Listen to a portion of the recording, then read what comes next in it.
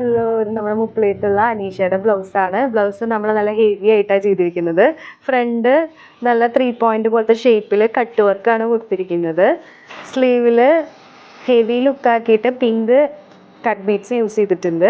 Back ഒരു pattern ആയിട്ടാണ് കൊടുത്തിരിക്കുന്നത്. അതിൽ നമ്മൾ നെറ്റ് ആഡ് ചെയ്തിട്ടുണ്ട്. അതിൽ കംപ്ലീറ്റ്ലി വർക്ക് സെറ്റ് ചെയ്തിട്ടുണ്ട്.